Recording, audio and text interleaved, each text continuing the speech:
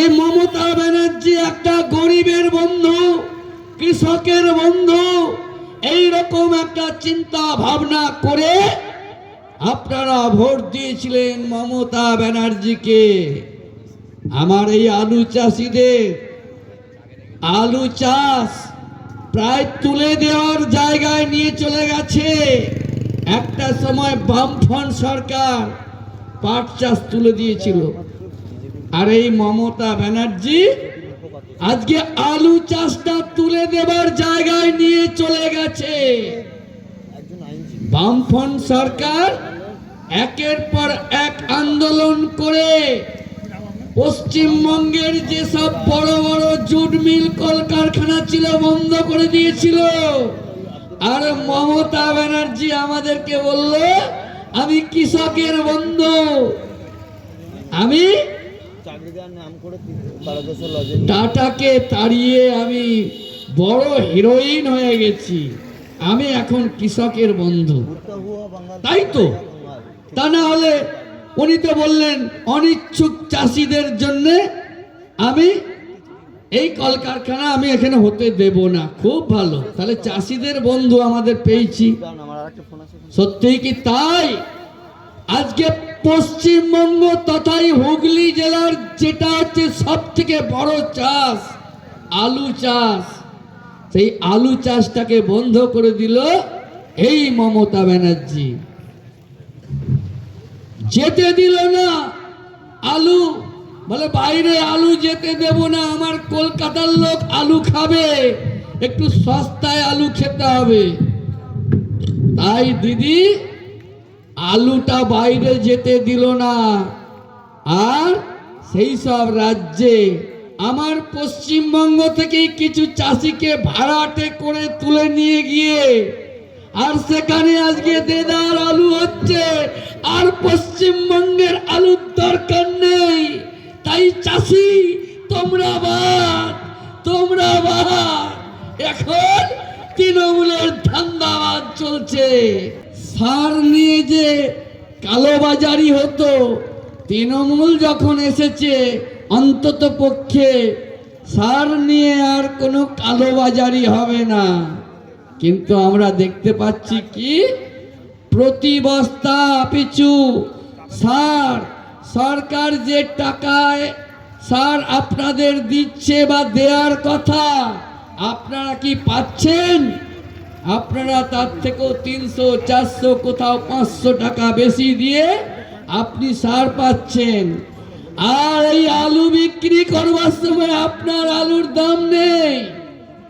আমরা বলেছিলাম কৃষকের দাম, ফসলের দাম কৃষক নির্ণয় করবে, কোনো ব্যবসাদার নয়।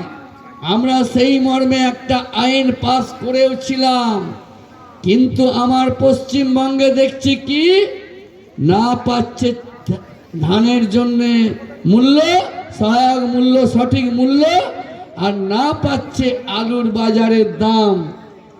আর আমার চাষিরা আত্মহত্যা করছে।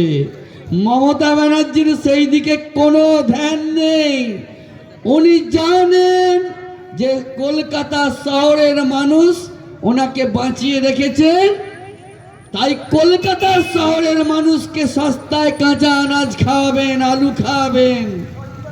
আর তোমরা বেশি দামে সার কিনে আর ওই ফসল ফলিয়ে তোমরা মরে যাও, তোমরা আত্মহত্যা করো।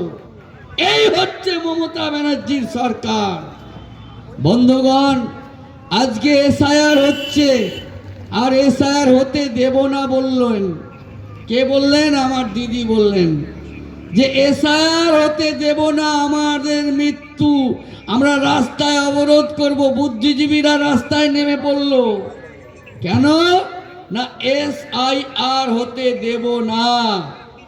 আপনারা দেখেছেন বিগত কয়েক মাস, এই 1 মাস ধরে যে এসআইআর হয়েছে, সেই এসআইআর হওয়ার ফলে কিছুটা হয়তো সমস্যার সম্মুখীন আমরা হয়েছি, কিন্তু একটা বৃহৎ সমস্যার সমাধান অনেকটাই আমরা এগিয়ে গেছি।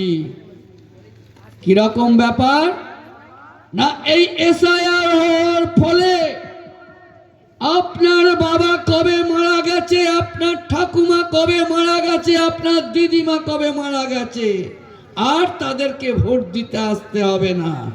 তা না হলে প্রত্যেক বছর এই ভোটের সময় আপনার দাদুকে আপনার ঠাকুমাকে আসতে হতো ওই ভোট দেওয়ার জন্যে। তাই এসআর হয়েছে, ভালো হয়েছে। ও তৃণমূলের বাবুরা, ও তৃণমূলের সাধারণ নেতা কর্মীরা, আপনারা আমার এই গণেশ চক্রবর্তীর বক্তব্য খণ্ডন করুন। আপনার সিপি তৃণমূলের যারা প্রকৃত নেতা কর্মী, তারা কি সত্যি কোনো সম্মান পেয়েছে? এই তৃণমূলের রাজত্বে তৃণমূলের প্রকৃত নেতা কর্মী যারা বুকের রক্ত দিয়ে সিপিএম কে তাড়িয়েছিল, তারা চাকরি পেয়েছে? পায়নি বন্ধু। তারা চাকরি পাবে কি করে? তাহলে তো মমতা ব্যানার্জির ভাইপো মমতা ব্যানার্জির টাকার পাহাড় হতো না, আর ওই সিপিএম তৃণমূলের নেতাদের বাড়ি ঘরদর কোটিপতি হতো না, যে বিড়ির পোঁদারি খেত কুড়িয়ে আজকে গোল্ড ফ্লেক্স সিগারেট খাচ্ছেন, 5 সিগারেট খাচ্ছেন। সেই সব নেতারা কোথা থেকে পাবেন টাকা? তাই বন্ধু, একটু ভাবার আছে। আমি তৃণমূলের নেতাদেরকে বলছি, একটু চুপচাপ বসে যান। এই তৃণমূল সরকার গরিবের নয়, এই তৃণমূল সরকার ওই রক্ত দেওয়া তৃণমূল নেতা কর্মীদেরকে সম্মান দেওয়ার জন্যই নয়। এদের কাছে আবেগের কোনো দাম নেই, এদের কাছে শুধু দাম আছে টাকা, টাকা, টাকা। টাকা ছাড়া তৃণমূল দল সবটাই ফাঁকা। আবির্ভাব আপনাদের জানায় স্বাগত। আচ্ছা, আপনাদের এই জায়গার যে আজকে পরিবর্তনী সংকল্প সভা হয়েছে, জায়গাটা যে ভারতীয় জনতা পার্টি যে বলছে উঠতা হুয়া বাঙাল কার্দিয়া কাঙাল, রাস্তায় তো ঝকঝকে রাস্তা, চকচকে আলো, তা রাস্তা তো আমরা যা দেখছি একদম খালকন্দে ভরা। আপনারা এই ব্যাপারে কি বলবেন? দেখুন, তৃণমূল সর্বদা মিথ্যা কথাই বলে, আর এদের যে বুনিয়াদটা দাঁড়িয়ে আছে সেটা মিথ্যার ওপরে দাঁড়িয়ে আছে। এরা কোনোদিন সত্যি কথা বলতে শেখেনি। আপনি একজন তো সংবাদ মাধ্যমের কর্মী, তা আপনি কি দেখছেন? এই রাস্তা হয়েছে না, এই রাস্তা দীর্ঘদিন, আজকে কয়েক বছর কিন্তু এই রাস্তা এইরকম হয়ে আছে। এর জন্য কিন্তু ওরা কিছু চিন্তা করে না। এই রাস্তাটা আপনি কোথাও একটা লাইট দেখতে পাচ্ছেন? আমাদের এখানে পরিবর্তন সংকল্প সভা হচ্ছে, আমরা দুটো লাইট লাগিয়েছি, তাই এই জায়গাটা একটু আলোকিত হয়ে আছে। টোটাল রাস্তাটা অন্ধকারে আর খানাখন্দে ভর্তি আছে। আচ্ছা, আপনাদের এখানে দেখা যাচ্ছে যে বলছে যে 2026 বিধানসভায় যে তৃণমূলের যে এসআইআর নিয়ে একটা ঘাবলা হয়েছে। ভবানীপুর যে কেন্দ্র, সেখানেতেই দেখা যাচ্ছে যে 45,000 ভোটে মানে এসআইআরের নাম বাদ চলে গেছে। সেক্ষেত্রে আপনি কি বলবেন? দেখুন, যা অপকর্ম বামফ্রন্ট করে গেছিল, যার জন্য মানুষ বামফ্রন্টকে সরিয়ে দিল, সেই অপকর্মের মাত্রা এরা আরও কয়েক গুণ বাড়িয়ে দিয়েছে। এরা মিথ্যা কথা বলে, এরা সত্যি কথা বলতে জানে না। এদের একটাই মাত্র উদ্দেশ্য, আমরা যেহেতু ক্ষমতায় আছি, আমরা পশ্চিমবঙ্গকে লুট করব, কাটমানি খাবো, আর আমরা আমাদের যা বিষয় সম্পত্তি আছে সেগুলোকে আরও বাড়াবো। এই হচ্ছে ব্যাপার। অ্যাকচুয়ালি এদের কাছে কোনো বিষয় সম্পত্তি ছিল না। আপনি আজ থেকে যদি 15 বছর আগেকার যদি এদের দেখেন, তাহলে দেখবেন যে এদের কোনো রকমভাবেই এদের কাছে কোনো বিষয় সম্পত্তি ছিল না।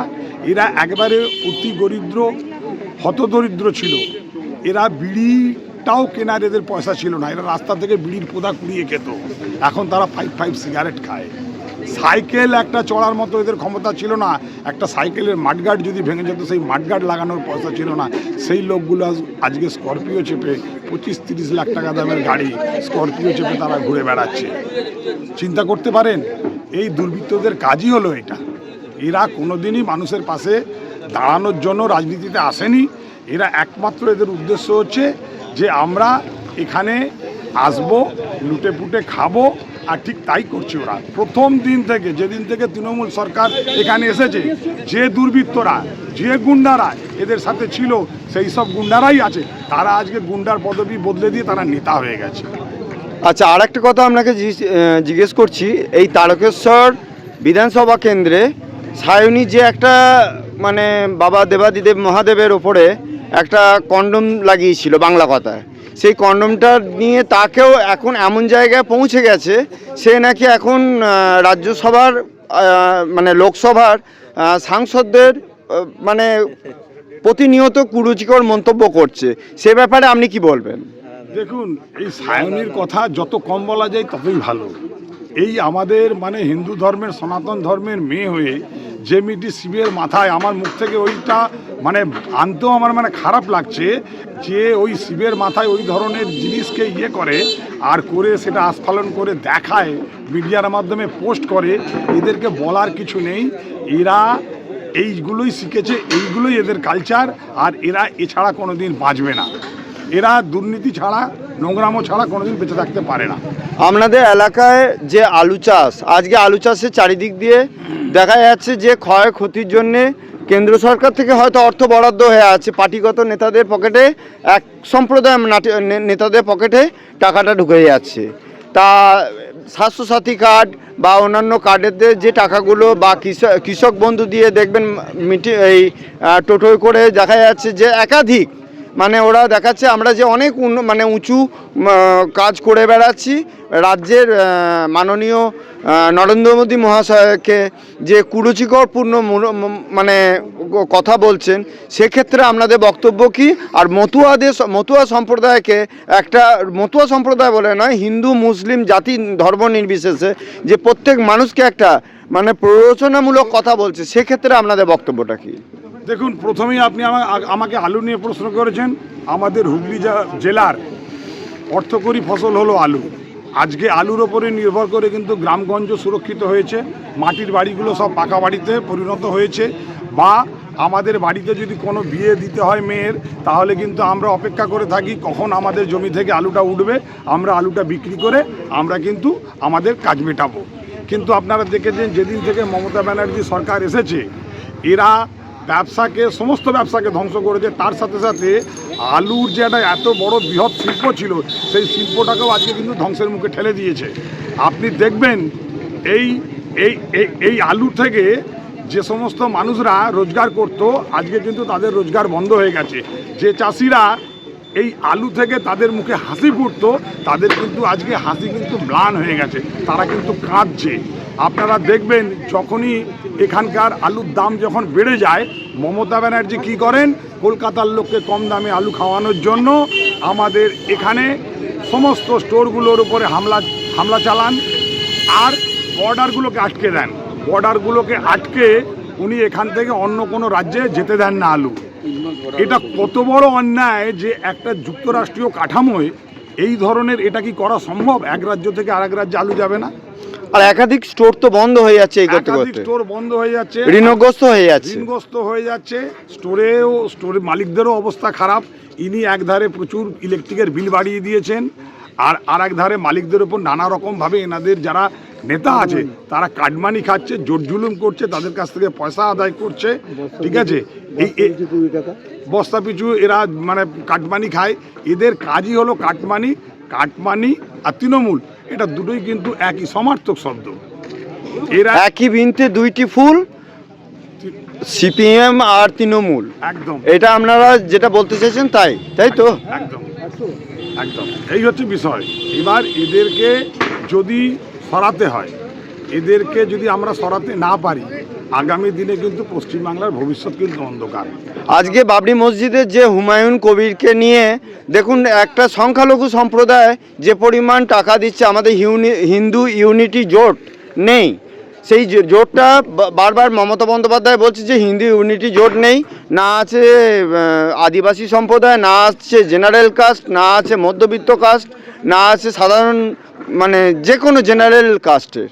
সেক্ষেত্রে আপনি কি বলবেন বলুন? দেখুন, আজকে আমাদের সমস্ত সনাতনীদের, হিন্দু ভাইদের কিন্তু একটা ছাতার তলায় আসতে হবে।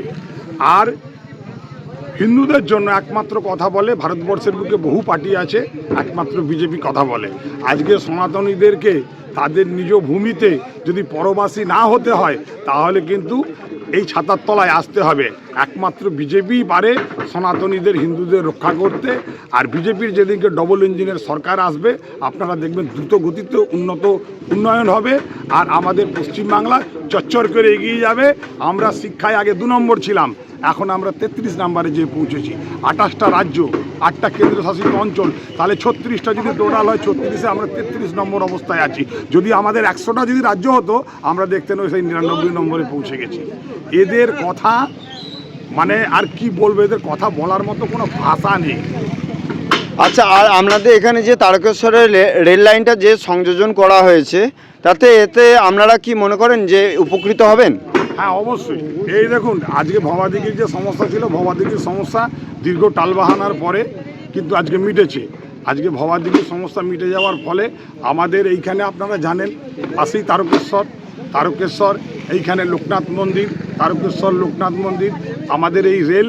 এবার আমরা একবারে রেলে করে সরাসরি চেপে আমরা কামারপুকুর চলে যেতে পারবো, জয়রামবাটি চলে যেতে পারবো, ওখান থেকে আরেকটু দূরে গেলে বিষ্ণুপুর চলে যেতে পারবো। তাহলে এই একটা যে করিডোর যে তৈরি হবে, এখানে কিন্তু অনেক মানে আর্থিকভাবে এইখানকার এলাকার মানুষ উন্নতি লাভ করবে বা সমৃদ্ধ হবে। যে পরিমাণ রাজ্য সরকার এখানে দেখা যাচ্ছে যে অটো টোটো দিয়ে বেরিয়েছে, মানে 5 মিনিট অন্তর অন্তর না, হয়তো 1 মিনিট অন্তর অন্তর, তাতে লোকরা আঘাতের পর আঘাত খেয়ে যাচ্ছে এই এলাকাতে, এবং দেখা যাচ্ছে গাড়ি পাল্টি খাচ্ছে। দেখুন, সেক্ষেত্রে দেখা যাচ্ছে রাজ্য সরকারের যেসব আমলারা বসে রয়েছে, গামলারা বসে রয়েছে, বড় বড় আমলারা, সেসব এখানেই হয়তো দেখা যাবে মির্জাপুরে তাদের বাড়ি।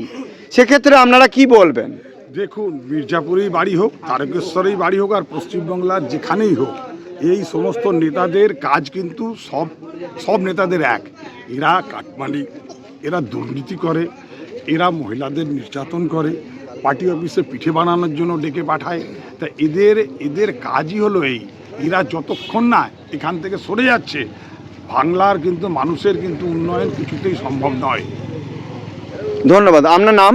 আমার নাম তারকনাথ সাউ, আরামবাগ সাংগঠনিক জেলার সম্পাদক। ধন্যবাদ।